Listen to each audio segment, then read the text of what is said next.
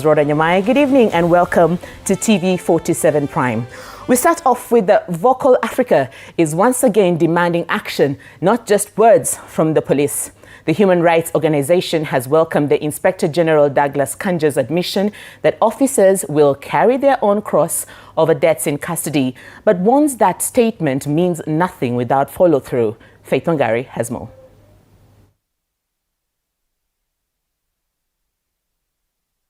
In response to IG Kanja's directive on holding police accountable, Vocal Africa terms the Inspector General's statement as a potential turning point, but says it will only count if matched with independent, credible investigations into every custody death and shooting. The organization has documented 22 deaths in police custody so far this year, many initially reported as suicides inside police cells, while more than 70 people have been killed in police shootings this year alone, including 20 people during the recent fuel price protest.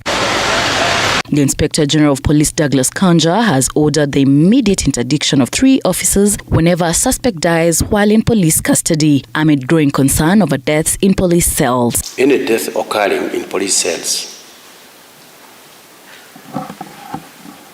the OB recorder, the cell sentry, and the duty officer, those officers must be interdicted immediately.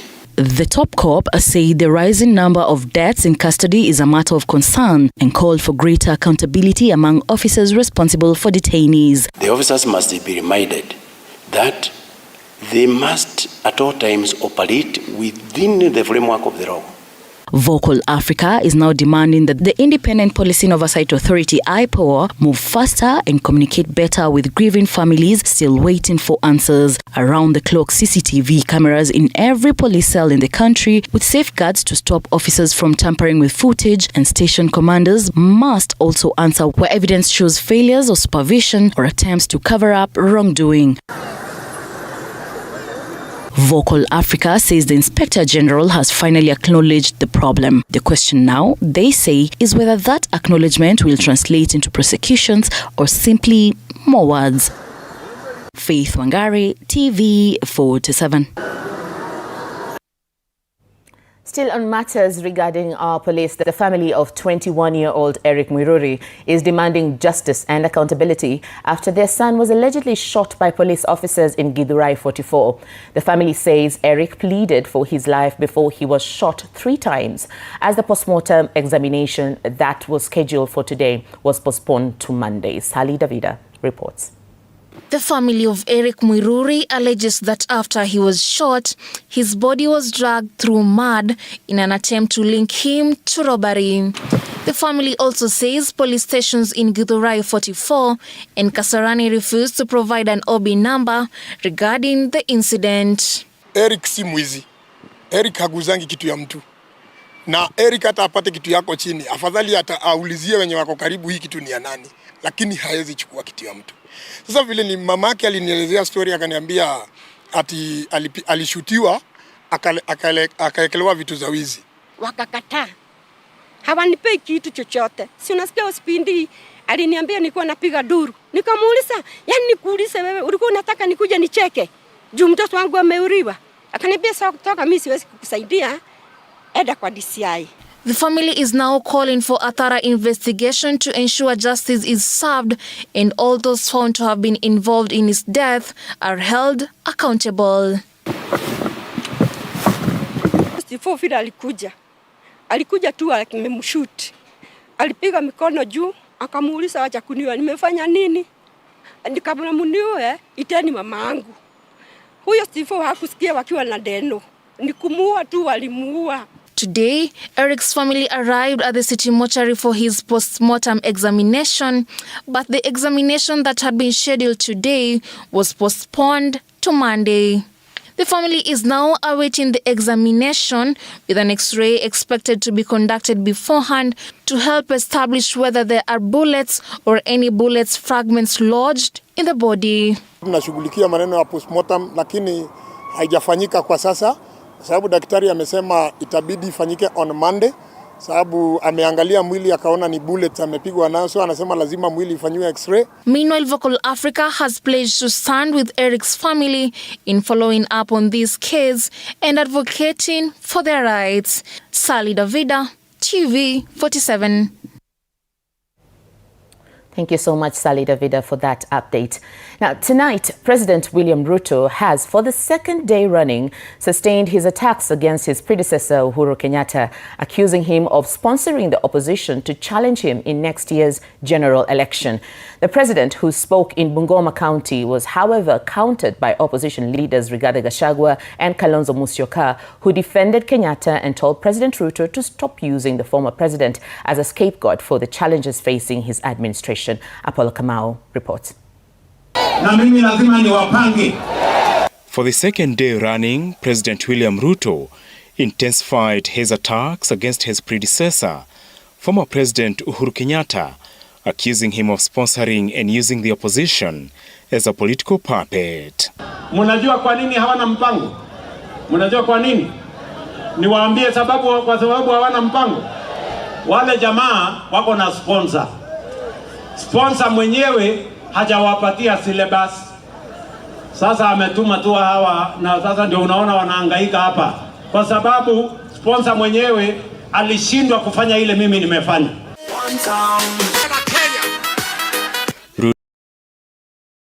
As the opposition unleashed its offensive against him, with DCP party leader Rigathi Gachagua while on a tour of Nakuru County, where he opened a new party office, telling the president to stop using Kenyatta as a scapegoat for his administration's failures. Wachana na Rais Uhuru Kenyatta! Wachana na Rais Uhuru Kenyatta! Wewe Kasongo! Rais Uhuru Kenyatta alikuachia nchi iko na amani. Mwaka 4 umeleta goons ndio wanaongoza Kenya. Umesuspend constitution and the rule of law. Umeleta wakora ndio wanatawala Kenya. Wiper Party leader Kalonzo Musyoka, while welcoming former Gender CS Aisha Jumwa, who defected from UDA to the Wiper Party, where she has been designated deputy party leader and Kilifi gubernatorial aspirant, told Uhuru to stay out of the political contest and allow the opposition to face Ruto. Anapokufa nyani, kila mti ulikuwa unateleza. Sasa mimi mwenyewe nimemshauri ndugu Uhuru Kenyatta akae kando. Yeye amewahi kuwa rais wa jamhuri awamu ya 4. Sitaki apakwe matope. Ninamuuliza Uhuru, kaa kando. Wacha Kalonzo afanye mundu kumundu na huyo Ruto. Ruto, who toured Western Kenya and Ukambani, taking cue from the president, accused Kenyatta of sponsoring political projects, despite the Kenyatta family having spent years in power. Kenya haitachagua project. Hata unatuletea watu yako wakuwe wanatawala, lakini wewe ndio uko na remote control. Kenya haitachagua project. Wewe rais, tulikuheshimu. Baba yako tukampa miaka 15. Tukakupatia miaka 10. Familia yenu ya Kenyatta ikatutawala Kenya miaka 25 kati ya miaka 60 ambao tumekuwa na nchi ya uhuru. Sasa watashindana na huyu mtu ambaye ile wakati hakuwa chochote, sahii amekalia kiti na ile vitu mbili kabisa namna hii. Watashindana naye, watawezana kweli? Watawezana kweli? The 2027 presidential election will be the second in which Kenyatta is accused of having a hand in the opposition's presidential campaign after he endorsed the late opposition leader Raila Odinga for the presidency in 2022, but Odinga lost to President William Ruto. Apul Kamau, TV47. Now let's cross over to Bomet, where former Interior Cabinet Secretary Fred Matiang'i was forced to temporarily hold his political meeting in Bomet after a section of residents interrupted his address with two-term chants in support of President William Ruto. The Jubilee Deputy Party leader, however, embarked on his tour in Narok, accusing President Ruto of failing to lead the country in the right direction. On Friday, Former Interior Cabinet Secretary Fred Matiang'i was received to a hostile reception during his political tour of Bomet, a stronghold of President William Ruto. Before Matiang'i could address residents in Bomet town, a section of young people began chanting two-term slogan in support of President William Ruto re-election. Matiang'i had planned to stop at Mulot to address residents. Sasa tumefika hapa tukitembea kuelekea Narok kwenda kusalimiana na wenzetu pande ile. Nyinyi ndugu zangu na dada ni watu wa kwetu hapa, tuko majirani hapa chini. Inachukua sisi 20 minutes kufika hapa. Tumekuja kumsalimia. Leaders who accompanied Matiang'i raised concerns over the alleged abductions of Dominic Kipngeno, popularly known as Hilary Muge, and Kelvin Kiplangat, alias Elvis Chepkosa, in 2024. Kijana moja anaitwa Hilary Muge na kijana ingine anaitwa Elvis Chepkosa ambao walichukuliwa hapa na serikali. Hao vijana wamepotea, hawajawahi kupatikana. Tunawasalimia, sisi tunaheshimiana. Tutapita hapa, tutakuwa tunaongea siasa ambayo haina matusi ya makelele. Bomet remains a key political stronghold of President William Ruto, having delivered an overwhelming support for his re-election in 2022. Matiang'i later took his political campaigns to Narok County, a region traditionally considered as the late Raila Odinga's political stronghold.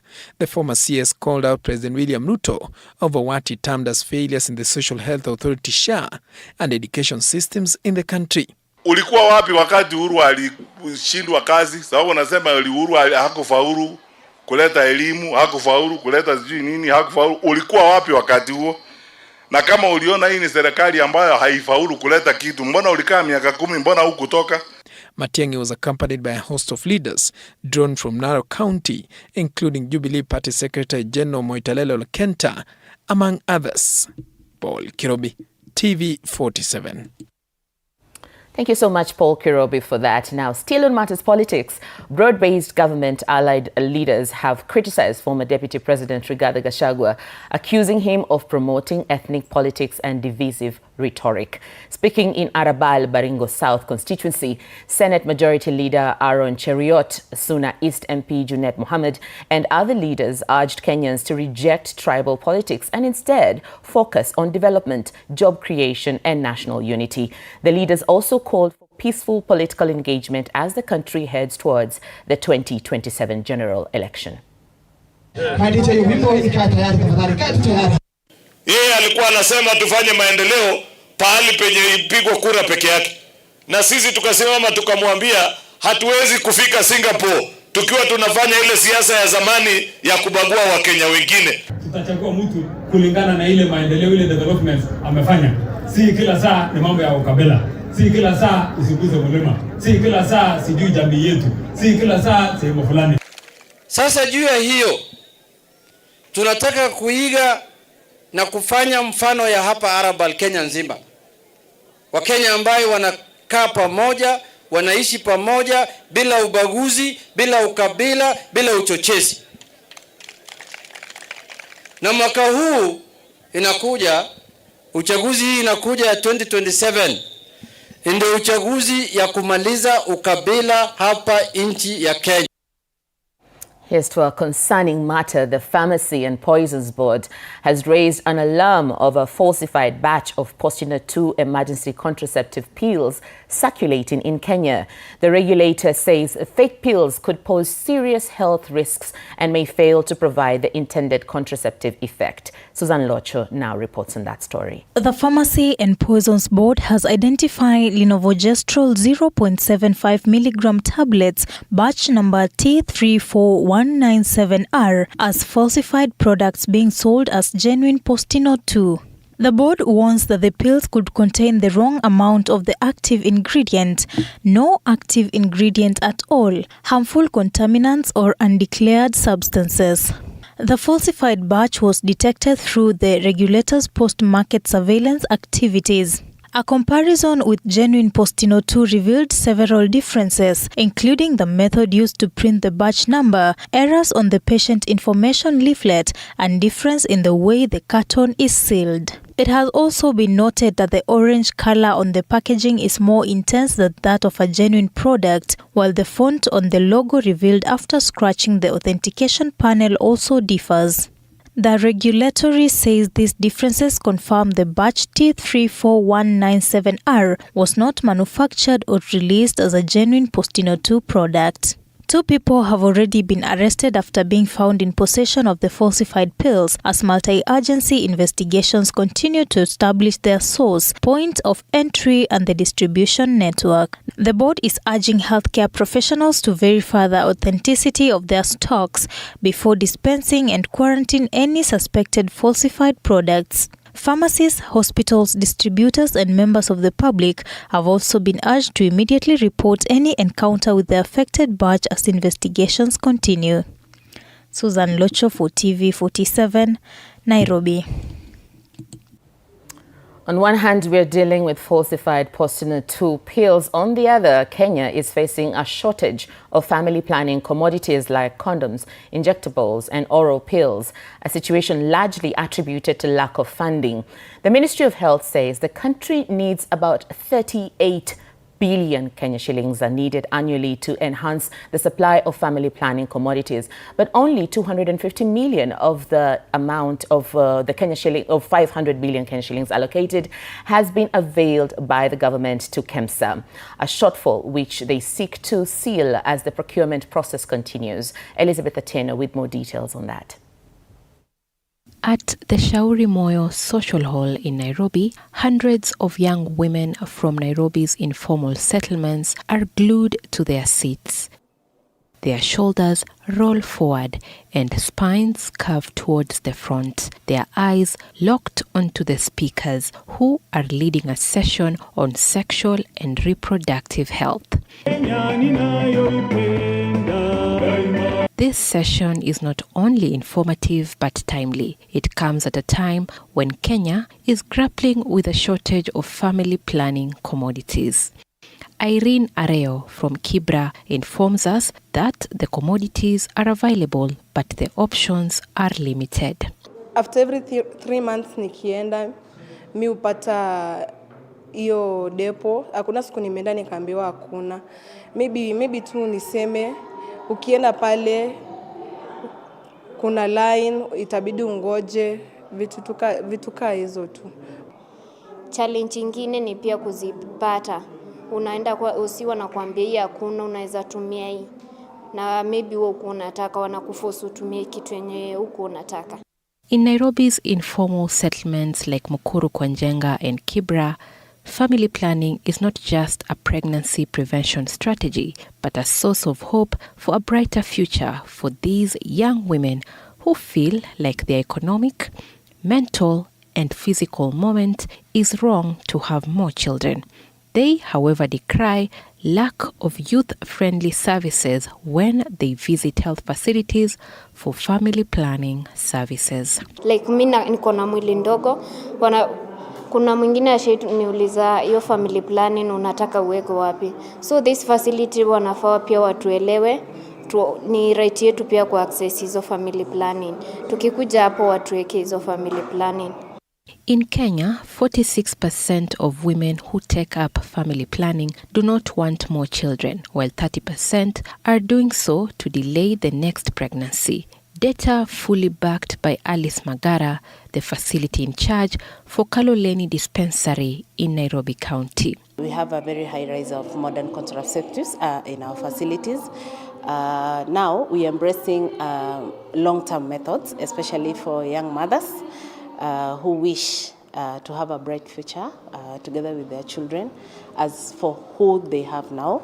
So we really advise and give counseling whenever they come to our facilities. Najua family planning ni venye naweza jipanga juu nilipata mtoto nikiwa young at 19, nijipange ndio nisipate mwingine, ni prolong hiyo the period ndio at least mwenye nimepata niweze kumlelea kidogo.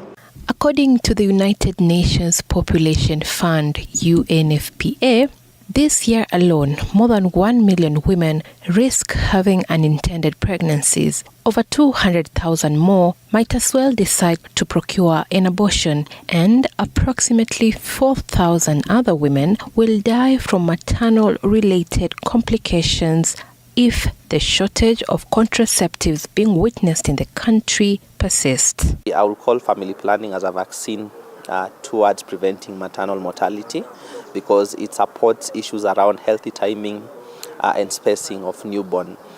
In 2025, 5.9 million women of reproductive age received different family planning methods, a sharp drop from the 6.6 million women who received the commodities in 2024. This points to a widening gap in the distribution of the family planning commodities. Currently, what we need as a country is 400 million condoms to cater for the population that is sexually active. And what we have at the moment is 150 million. So that gap of 250 million is what we're now asking, where is it going to come from? There is that major shortage of key commodities across the country of family planning, and it's my appeal that probably this will be taken up very fast. The uptake of family planning among teenagers aged 10 to 19 has increased from 390,000 to 1 million in 2025, thereby exerting pressure on the demand of the commodities which are scarce. Haron Dongo is a healthcare provider at Maristops, Kenya. He strongly opines that family planning should equally benefit the youthful population. I would support teenage family planning, because as much as we want to hide, teenagers are engaging in sexual activities, and these teenagers are conceiving. These teenagers are procuring unsafe abortions at the back streets. These teenagers are dying from the complications of these unsafe abortions. Once a woman stops using AFP methods, their fertility resumes almost immediately. The uptake of family planning is higher in counties in the western part of the country, including Nyamira, Kisumu, Migori, Homa Bay, and Kisii, respectively. On the other hand, Nairobi is among counties with the lowest uptake at just 29%. Counties in the northeastern part, including Marsabit, Garissa, Wajir, and Mandera, continue to report low uptake of family planning. So some counties are doing well because of that kind of awareness, and also on the aspect of, I'll speak about quantification and supply planning. So there has been that improved. I think the Ministry of Health has been very strategic in supporting the counties through KEMSA to be able to quantify and forecast commodities. But the challenge is you can't do the right quantification and forecasting, but you don't have those commodities in the country to use. Basically, right now, we don't have any challenges with having the contraceptives in our facilities. We get receivement from KEMSA on time. They do bring to our facilities once per quarter, so they do it 4 times a year. There are 6 available contraceptive methods, including use of condoms, long-acting reversible contraceptives, hormonal methods, emergency contraceptives like the morning after pills, and permanent methods like vasectomy and tubal ligation. Men are so protective, they guard their masculinity. Some believe that once they use family planning like vasectomy, they are going to lose their masculinity and they won't be able to perform. There has been progressive increase in the uptake of long-term family planning methods in Kenya for the period between 2020 to 2025, with reported fluctuations and drops in the uptake of short-term methods. The uptake of long-term family planning has sharply increased from just 181,827 in 2020 to the current 1.13 million, which is also a slight drop from the 1.15 million in 2024. The numbers are flashing a red warning sign that between 2024 and 2025 alone, gains made have faced a huge setback, largely attributed to the dwindling donor support. So majorly, if you look at the method mix, we normally have the major method is always the depot. So it's most affected because we've had, very erratic supply of the same commodities. The FP methods and commodities were available. Even we at a very low prices, and sometimes they could even be offered free. But now, with the withdrawal of the funding, of course, now the government needs to procure them, and so that one comes at a cost. So that's why you find that now the availability of these commodities, one, they go down, and also sometimes because of the cost, not every Kenyan woman can afford. The government has committed 500 million Kenya shillings to purchase family planning commodities for the 2026-2027 financial year. But the Kenya Medical Supplies Authority, KEMSA, has received only 250 million. Health Director General Dr. Patrick Amoth says the procurement process of family planning commodities is still underway. The entire procurement process takes 13 months. Family planning program started in the 60s. Our demand, unmet demand, is 14%, meaning we cover 86% of the population needs. There's an ongoing procurement of 500 million shillings to be able to buttress our commodity security. His Excellency the President committed during the launch of Ewene to allocate 2.5 billion additional resources for family planning to ensure that we meet our annual need of approximately Kenya shillings 3 billion. The numbers tell a deeper story. The country is stretching to bridge the supply versus demand gap in family planning commodities. And as the funding gap widens due to the withdrawal of funds from USAID, the government is now left with the core responsibility of financing the supply of these commodities. To enhance access to family planning commodities in Kenya, health stakeholders are calling for three key things: the release of allocated funds, timely distribution of family planning commodities, and the protection of reproductive health rights of women and girls across the country. Elizabeth Atieno, TV47, Nairobi. Thank you so much, Elizabeth Atieno, for that very insightful report. Now, moving on, the Energy and Petroleum Regulatory Authority has dropped the price of diesel by 5 shillings per litre in its latest monthly review, even as petrol and kerosene prices hold steady. The new prices take effect from Saturday, August 15th and remain in force until the 14th of September 2026. IPRA says the drop follows a decline in the cost of imported diesel on the world market. Good news for a country where diesel powers most public transport and cargo trucks.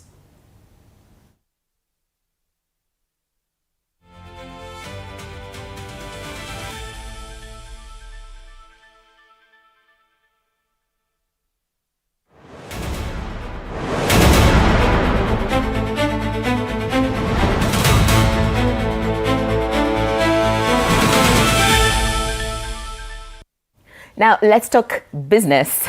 Airtel Africa has become the first operator in Africa to commercially launch Starlink Mobile in the Democratic Republic of Congo. The service allows Airtel customers with compatible smartphones to access connectivity in areas without terrestrial network coverage, including SMS and light data apps such as WhatsApp.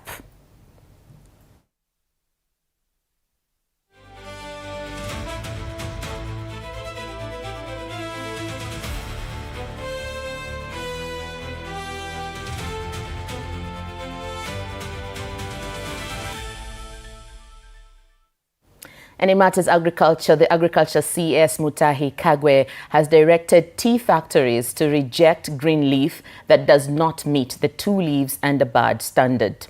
Kagwe said the directive would complement the 7.1 billion Kenya shillings factory modernization program aimed at improving tea quality and reducing production costs. At Kapsara Tea Factory, he handed over 44.6 million Kenya shillings for a new withering plant. He also urged farmers to improve plucking standards to help secure higher prices and better returns. Hiyo soko ya Ulaya tunataka kila nchi nzima, kila nchi katika dunia hii yetu. Kwa wakati huu tunapeleka majani chai nchi kama 50. Tunataka kuongeza hizo nchi. Majani yetu mingi inaenda huko Pakistan. Lakini tunataka kupunguza kiwango ile inaenda kwa nchi moja tupeleke nchi nyingi. Ndio kukiwa na shida kwa nchi moja hatutakuwa na shida hapa nchi yetu. Tunaelewa hapo jameni? Mnaona vile nasema? Lakini ni lazima majani chai yetu ijulikane hizo nchi ambazo tutauza majani yetu. Meanwhile, insurance firms are expanding their financial products to include children's investment accounts, allowing parents and guardians to start long-term savings with contributions from as little as 1,000 Kenya shillings. The accounts are designed to give funds more time to grow through professional management and compounding.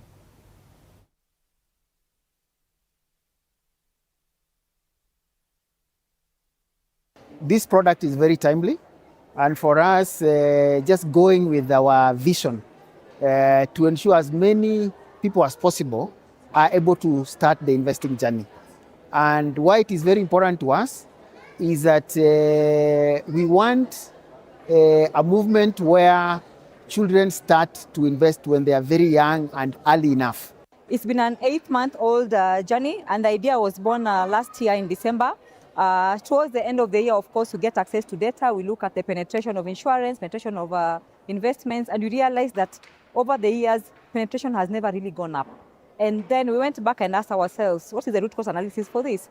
And then we realized that the people, our esteemed customers, are the children. They're not involved early matters investments. Usually we wait for them when they turn 18, and that is why you find, I think that is why the ball dropped. You find that all these children come to know investments, come to know financial inclusion, come to know insurance once they turn 18.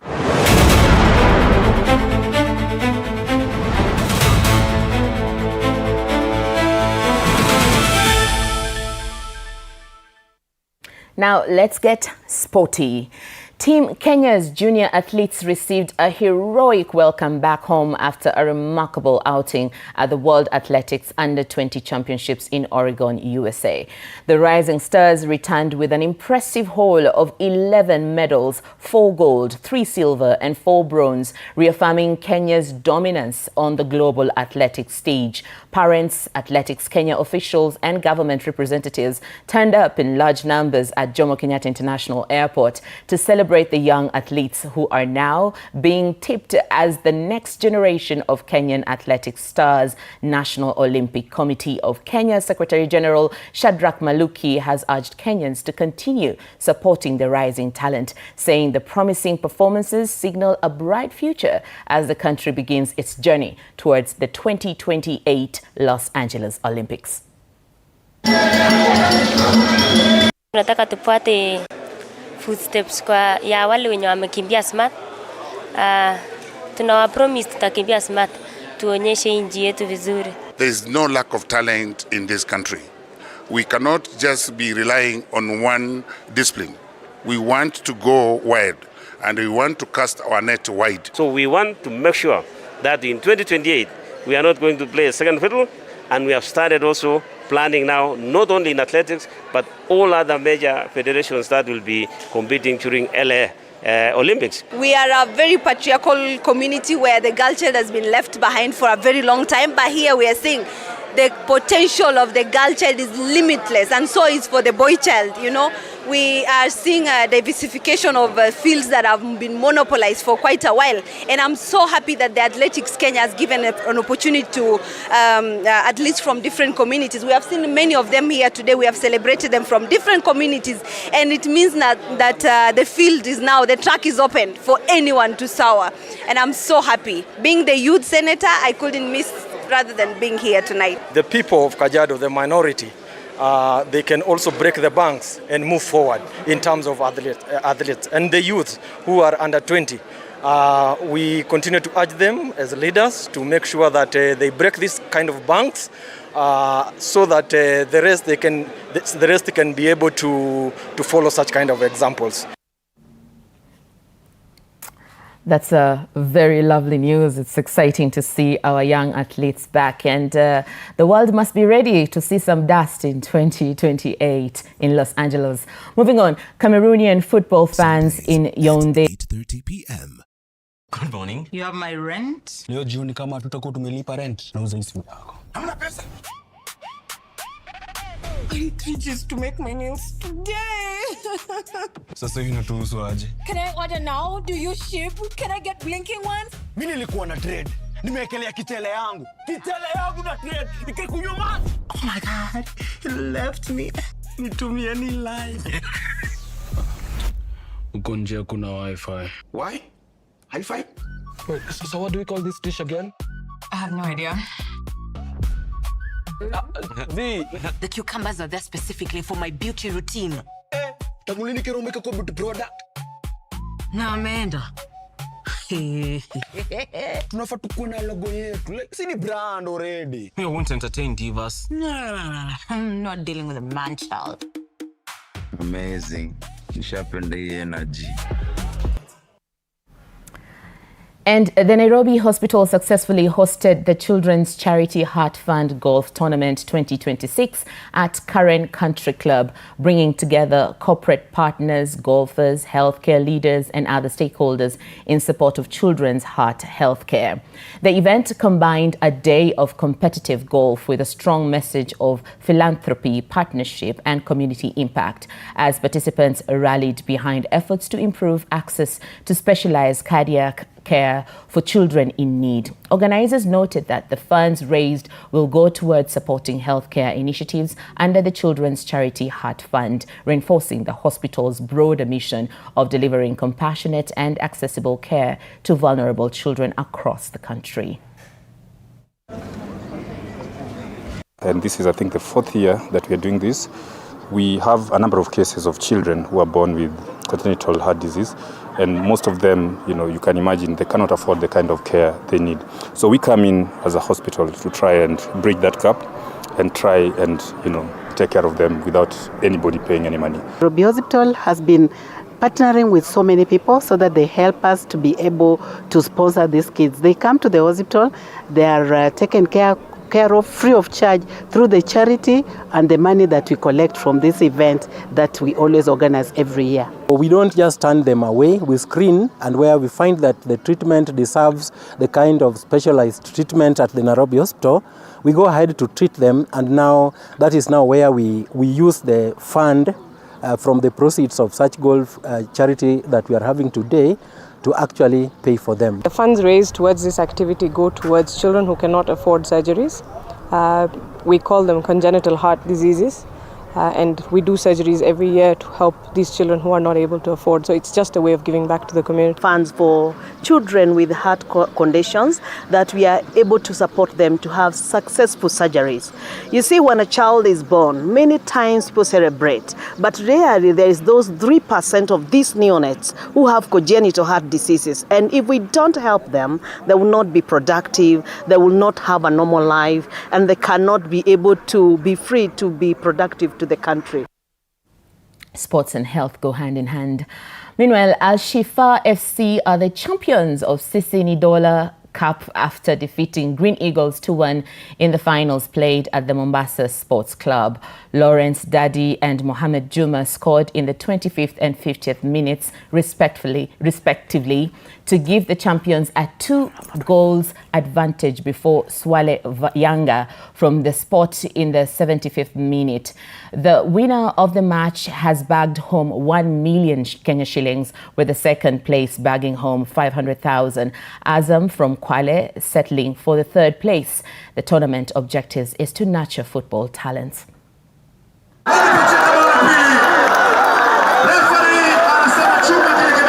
Tulivyoona michuano imekuwa hali ya juu sana, na kumekuja mascouts na macoaches wengi sana kutoka NSL Premier League wakitafuta vipaji, na na hakika wameona vipaji ambavyo watavichukua kwa msimu unaokuja 2026-2027 Premier na SNL League, ambayo pia timu za Div 1 zilikuwa hapa na vipaji vingi sana vimezuka. Kuna selection tunayofanya 25 players ambao tutaenda nao Nairobi kucheza friendlies huko ili wazidi kuonekana, na Mungu akijalia, na hakika mimi kuna vijana kadha watabaki Nairobi. 3 players from the tournament have an opportunity to travel to Spain for the trials. Gregory Agesa, a striker from Juve FC, Lemian Enoch, also a striker from Juve FC, and Francis Ochieng, a forward from Nabada FC.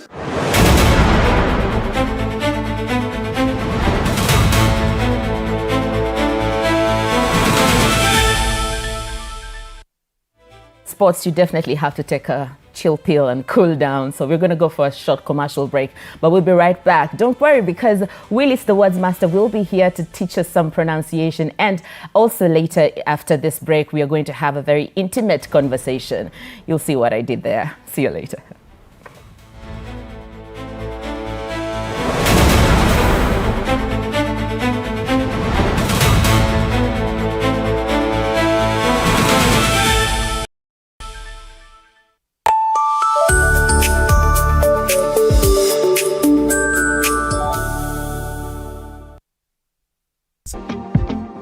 At 8:30 p.m. on TV47. Saturday at 8:30 p.m. My father used to tell me that our hotel is the home for travelers. I guess I forgot that. Recently, it's been more of a mirror of my own ambition. We might fail. We will probably fail, but not for a lack of trying. So for the last time and the first time, welcome to Connect In, the best experience in Eastern Central Africa and its environs. Saturday at 8:30 p.m. on TV47. Wednesdays at 8:30 p.m. This is a very serious place. I see that. Surely. Hey, Nyumba. This is the place. Just for a few days. Rule number 2. Kwani Google inajua maisha yangu wewe? That's my seat. It's a chair. It was hers. You're new here? Yes. You learned the rhythm. This place is run by structure. Structure. It is a system. Ni venye tu ni system haisikizi. And what happens if something you haven't chosen enters your day? I remove it. That's not always going to be possible here. Then you are going to have a problem. Noted. What are you planning? To escape from a resort? This is not a resort, my friend. This is a storage. Wednesdays at 8:30 p.m. on TV47. My father used to tell me that our hotel is the home for travelers. I guess I forgot that. Recently, it's been more of a mirror of my own ambition. We might fail. We will probably fail, but not for a lack of trying. So for the last time and the first time, welcome to Connect In, the best experience in Eastern Central Africa and its environs.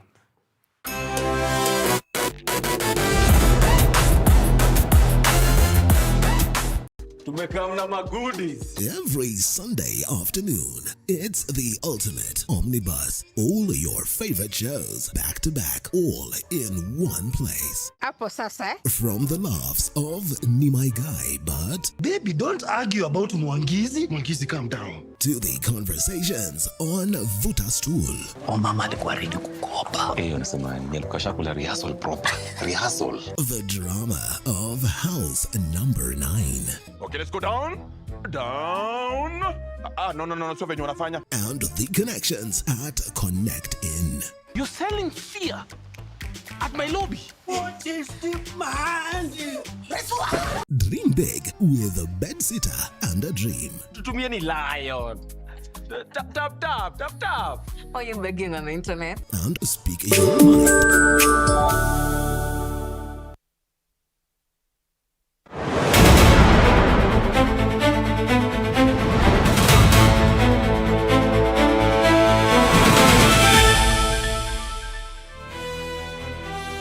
Welcome back and thank you for making us part of your day. It is time for Which is Which with Willis, the words master. Willis Ochieng, mambo vipi kutoka Kisii kwenyewe. How are you doing? I'm fine, Wakio. There is something that I just have to comment on tonight. I love the balance in the news program. Oh, thank you so much. And of course, I love that white shirt. Yes. All right, let's carry on and get straight to the Which is Which. Our first word of the day is cohesion. Cohesion, the fact or act of keeping together. I want to believe that I said it right, but you tell us. You got it right, Wakio. Now, the problem is many people innocently find themselves saying cohesion. Cohesion, no, it's cohesion. So that hair is not there. It's in spelling. But you say he exactly the way you pronounced it. Cohesion. Cohesion, not cohesion. All right. Thank you so much for that. And now we go to our next word, which I'm also struggling with. Is it zingi, zingi, or zingi? Well, the last version, the last variety that you've given us is the correct pronunciation. It's zingi.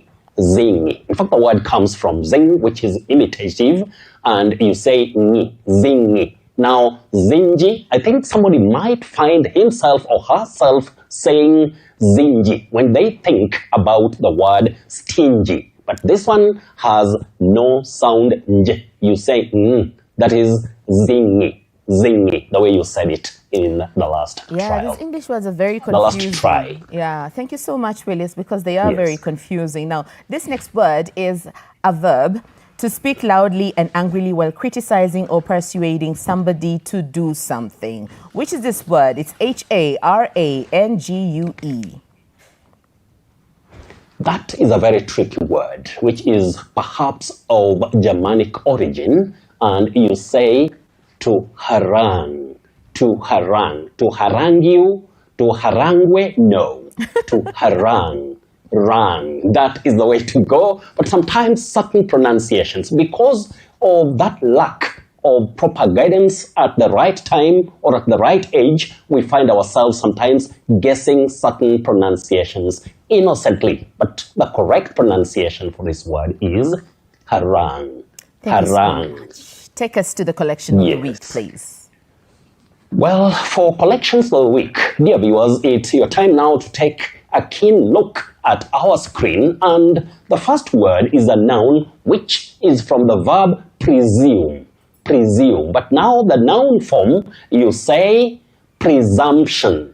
Presumption. Not presumption, not presumption. Don't say such kind of or use such kind of pronunciations. You say presumption. Presumption. That is the way to go. Now, the next word is from French, and that T at the end is only pronounced when you use this word as a verb to hit very hard, to buffet.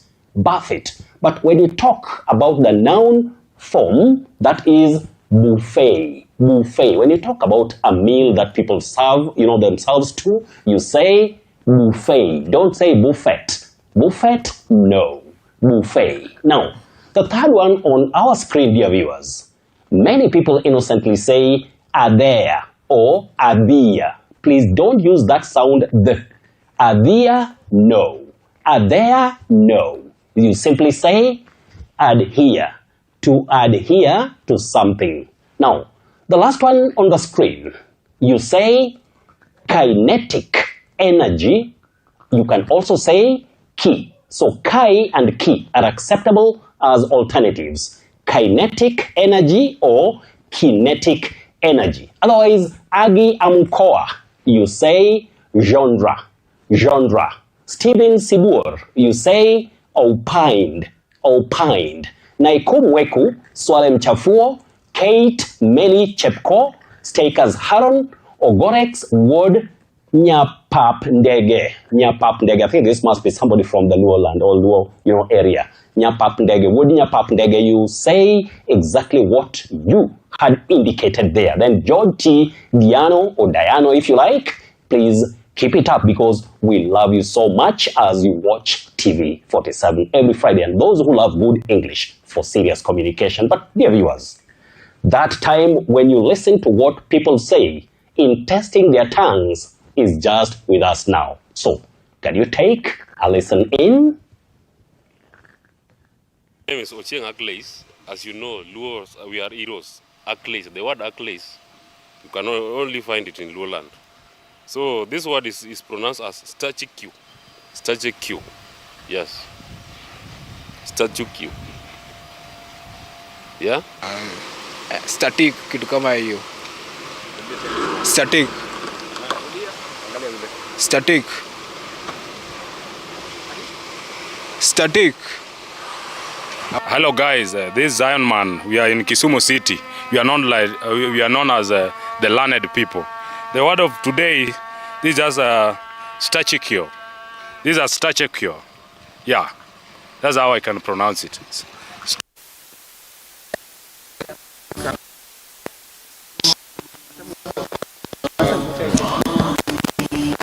Statuski. Statiski. Statics. Status. Status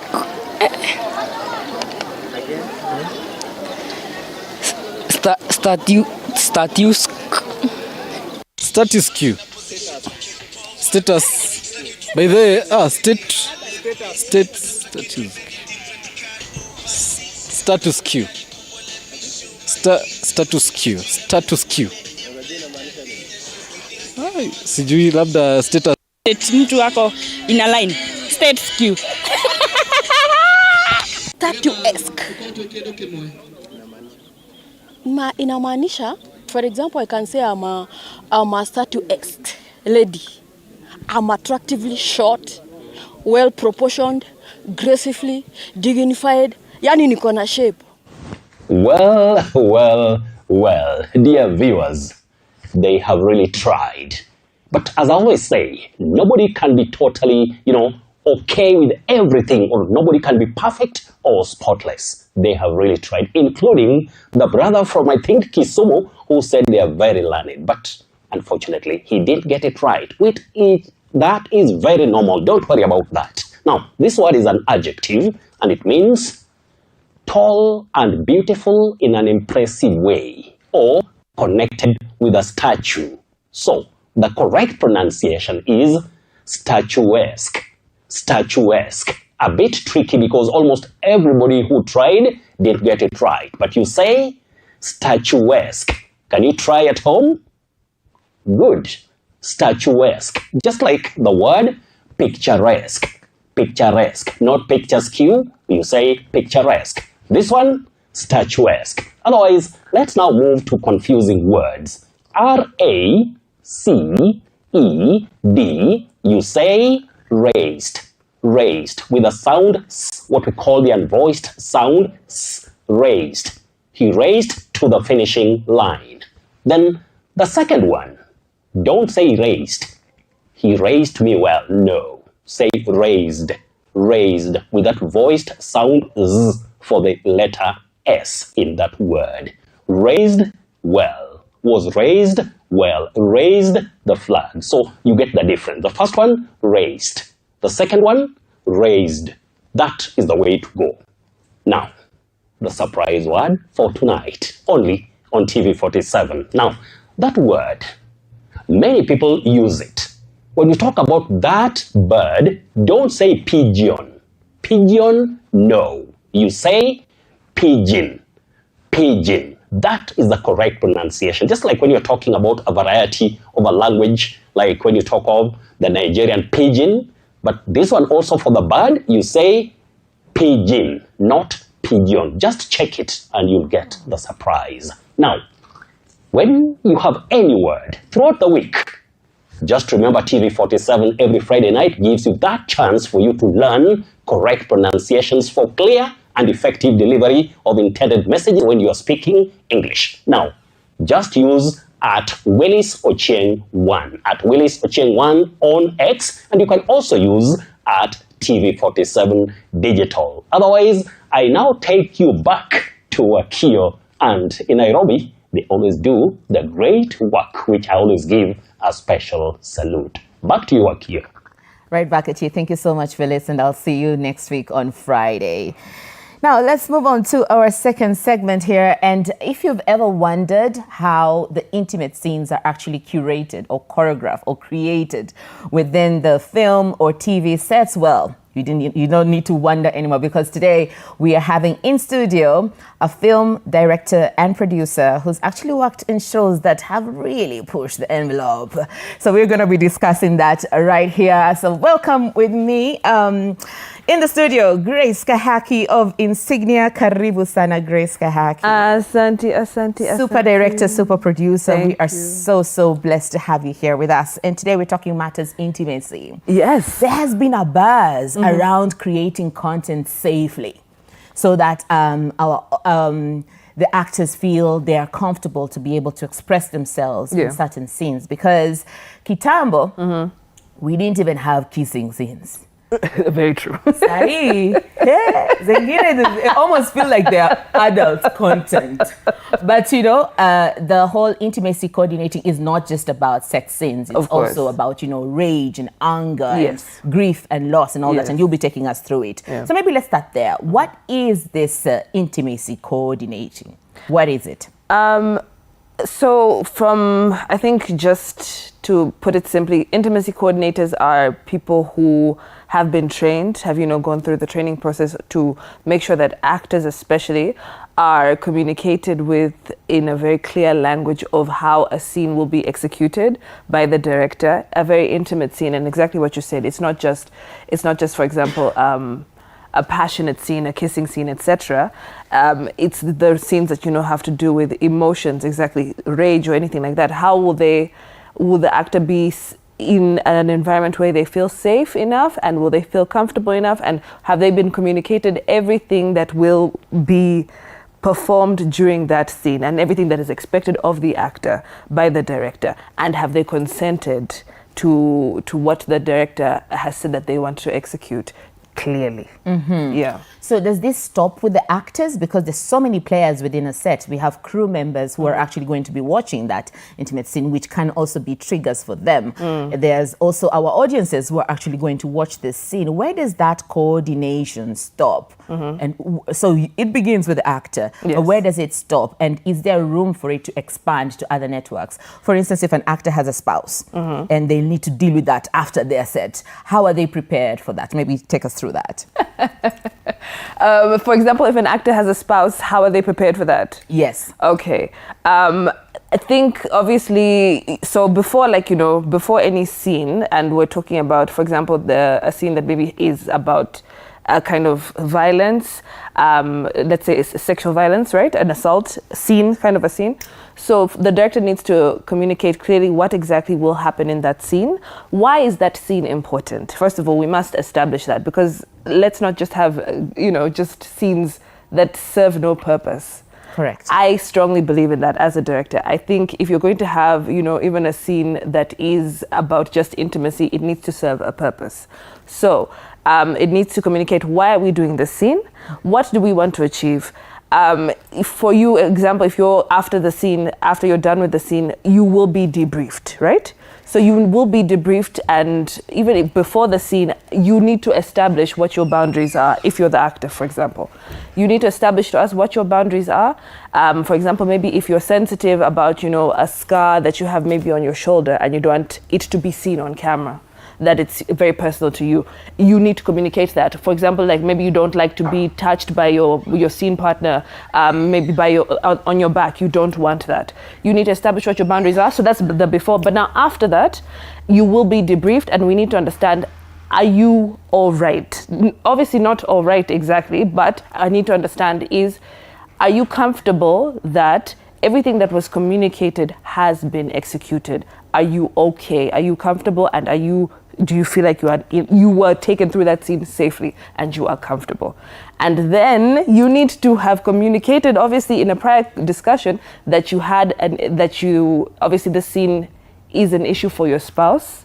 you also need to, I think as actors also need to advocate for themselves, and they must speak up and communicate that, hey, I am fine doing this scene, but please know that, my spouse or whoever has an issue with it. So we will definitely take you through that debriefing afterwards. But that is the job, obviously, of the intimacy coordinators, and that's what they've come in now into our industry to do. And I think they're doing an amazing job.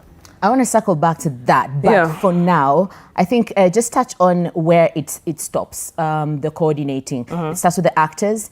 What does it do for the crew that is on set, and what does it do, or how do you consider those who are actually going to watch these scenes that could be a trigger for them as well? So to watch them to be on the set when we're filming? Yes. Okay.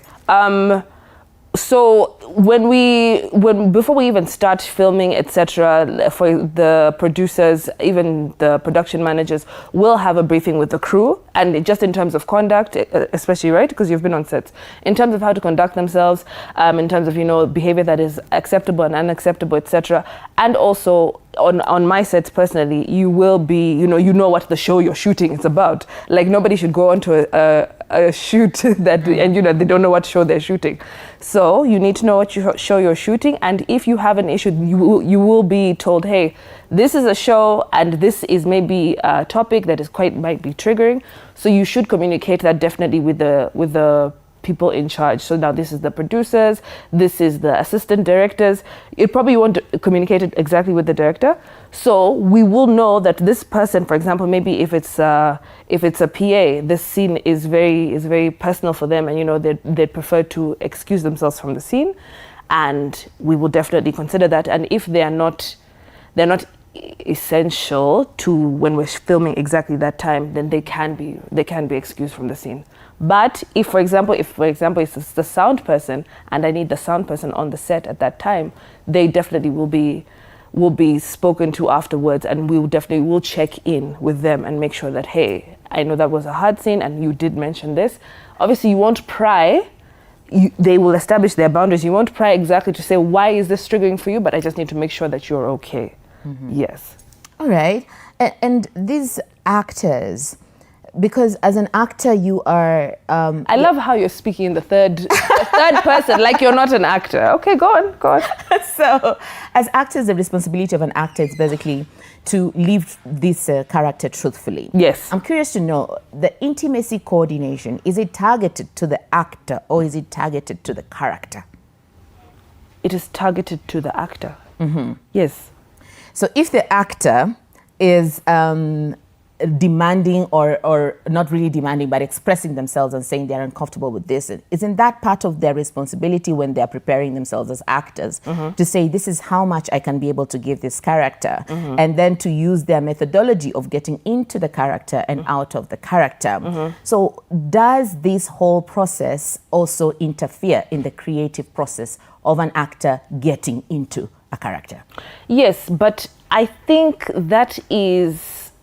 If we've gotten to that point and we're already shooting, then somebody dropped the ball, in my experience. And I've done this, that I've done this for many, many years. Somebody dropped the ball, because if we are already on day 7 of shooting and you are now bringing up that, oh, hey, this is an issue for me, I'm not able to shoot, a scene like this, I'm not able to really get as angry as what the script says, then somebody dropped the ball, because before you signed the contract, you should have been walked through what your expectations are of this character. If, for example, if I need you to film a scene in lingerie, that must be you being the director, right? Yes, exactly. The production team, even if the director is not there, they know just the highlights of the things that are definitely essential of this character. There is a scene of violence. There is, a scene where we expect to see lingerie, etc. Those scenes need to be discussed, even if you don't know the full scope of the series. Those things need to be highlighted, so that Wakio is not reading episode 17 and she's like, what? All of a sudden I'm topless. You're like, when did this happen? Yeah. Yes, no. I think that's what I'm saying. Somebody dropped the ball. The line of communication dropped in from the production team somewhere to the actor. The actor should be given all important information for them to make an informed decision, so that they can sign a contract and know that, hey, this is what is expected of me. So you said what the director would want to do. So directors are definitely in charge of the story. They're responsible for the story. And the actor is responsible for the performance. Yes. But in those instances when these two are actually pulling in opposite directions, what do you do as producer? Or maybe yourself as a director when you're in that situation? How do you handle it? I mean, it always comes down to that lovely phrase that you know, because of stage and film, is that the show must go on. The show must go on. So you need to find a middle ground. You need to find a middle ground, and we would never, me personally as a director, I would never want to force anybody to perform something that they're not comfortable with.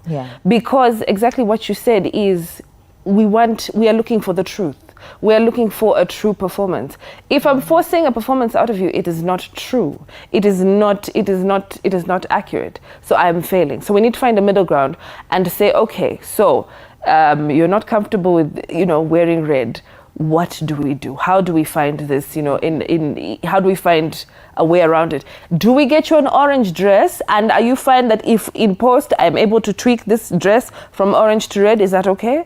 Yes, you must be creative, especially as a producer and a director. You must find a middle ground. Also being very innovative in terms of your shot choices. Where to place the cameras, how many people you want to have on set when you're shooting. And yes. So exactly. So those are the basics now, like the checkpoints of now just filming an intimate scene is, why is this scene there? You communicate to actor is exactly, hey, listen, so in this scene, this man, for example, he's a widow, his wife died. He has been trying to express to this woman that he loves her, and he's unable to ever say it. But now they have found themselves in a passionate moment, and here they are. So why is this scene important? What are we trying to achieve? In terms of the actors, they need to tell you what their boundaries are, what they will and won't do. And you need to also, I think it's important, individually get everybody to consent to what you want to film. Tell them exactly what you're going to shoot, what sort of shots you're going to have, what exactly will be expected of them. Hey, we're going to have a wide, we're going to have a close-up, his hand is going to have to go from the end of your hand to your shoulder, etc. You need to be very, very specific and very clear. Don't leave anything vague. Last but not least is obviously a limited set, so that your actors are comfortable and they feel like you are respecting their decency and their privacy. Grace, we need to look for more time to have this conversation. We can't just end it like this because our time has actually run out. I've spoken. But I would just like you to touch on one thing as we actually wind up, and you can also tell us where we can reach you. Let's separate two things. There is the actor's comfort and there is the character's comfort. Yes. And sometimes these things can actually conflict. Yes. Because the character can be comfortable, but the actor is uncomfortable. Yes. In those situations, what gods do you cry to? You need to then be a director who, I need to establish the trust with you, Wakio. You need to trust me. You need to trust me, and you need to know that, hey, I am your director. I would never do anything to put you in any harm or to make you uncomfortable. We would like the character to shout as loud as she can.